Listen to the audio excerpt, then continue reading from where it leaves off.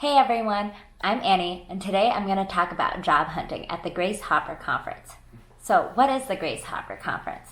It's the largest gathering of women in computing around the world. It's a great opportunity for you to meet women who have solved amazing problems in their area of expertise. In addition to workshops, presentations, and networking opportunity, it's also a great place to secure an internship and a full-time job. I've been lucky enough to attend Grace Hopper 3 times.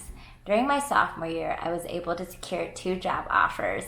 During my junior year, 14 job offers, and my senior year, 3 job offers. It's really up to you how you want to spend your time at Grace Hopper between workshops, presentations, and the career fair.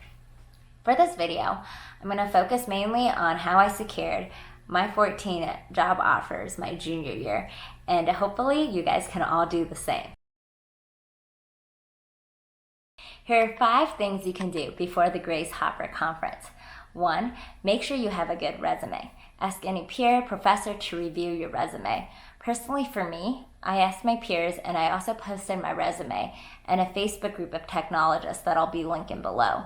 With each critique and feedback I got, I made the changes to my resume and posted it again to see what other feedback I would get until I was satisfied.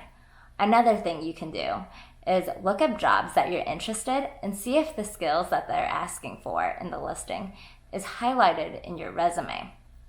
The second and the most important thing I would recommend you do is put your resume in the Grace Hopper database. This is how companies and sponsors get access to your resume before the conference even occurs. From there, monitor your email because you'll be getting invites to webinars, preliminary interviews, and RSVPs to event.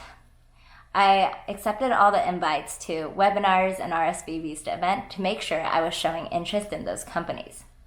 The third thing you can do is update your LinkedIn.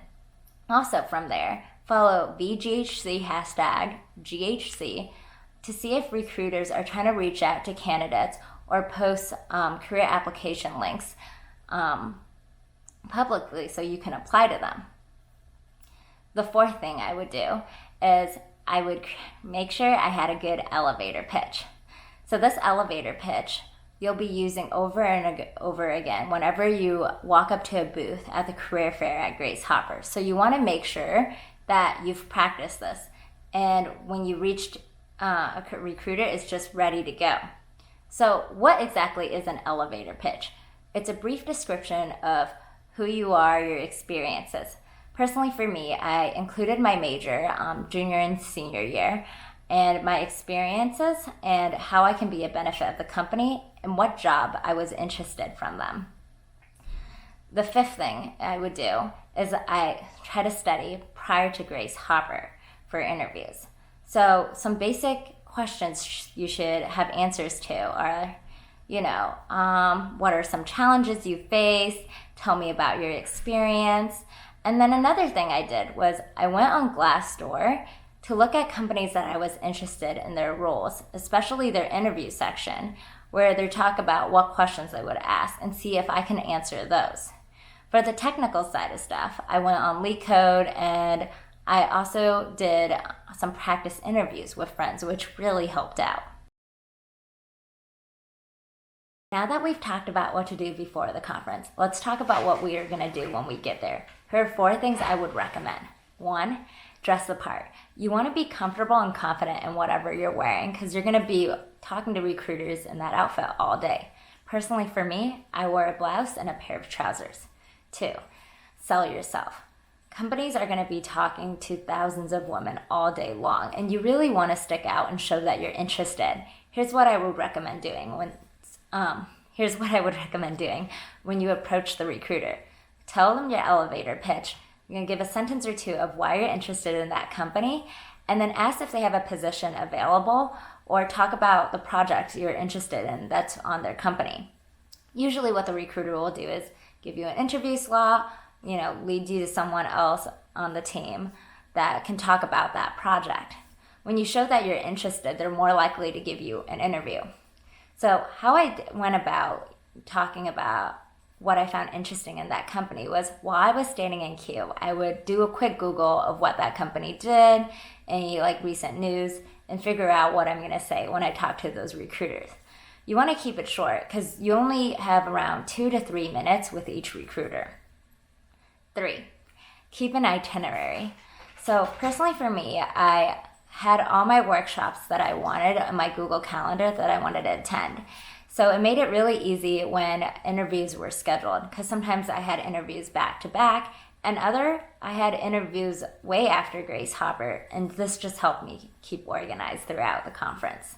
4, take note of people that you found interesting at the conference. So whenever I talk to someone outside of recruiting or just someone I met at a presentation, I took note of their name, what company they worked for, or if they were a student, and if I found whatever we're talking about interesting and what it was about. And at the end of the day, I would reach out to that person, jog their memory about what we talked about in a personalized LinkedIn message. And this does help with recruiting in the long run. For me personally, I had someone reach out to me a year later because they remembered me from the conference, asking if I was interested in a full-time role at their company. Now that you've had some time to unwind from Grace Hopper, don't forget to send out a thank you note to your recruiter or the person who interviewed you. Personally for me, when I sent out an email to the person who interviewed me, sometimes I would ask for feedback. This really helped for my interviews the following year. So I just went over with you what I did for the Grace Hopper Conference to get my job offers.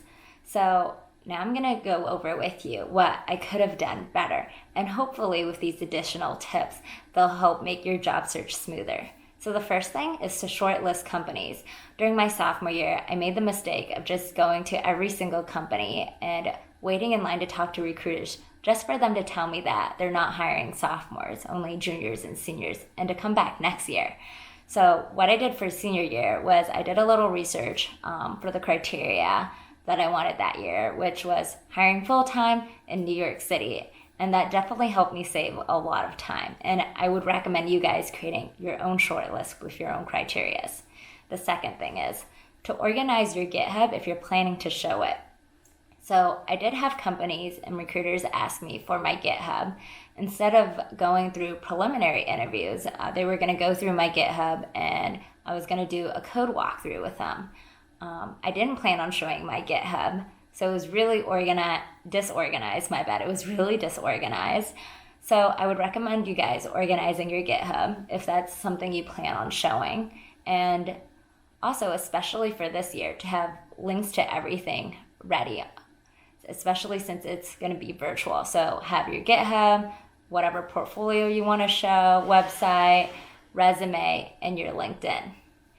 And yeah, that's all the tips I have for you guys. So get out there, be confident, get those interviews. And if you guys have any additional questions, feel free to leave questions below and I'll try to get to them. And also, if you found my content helpful, please give this video a like, follow, and subscribe for additional content from me.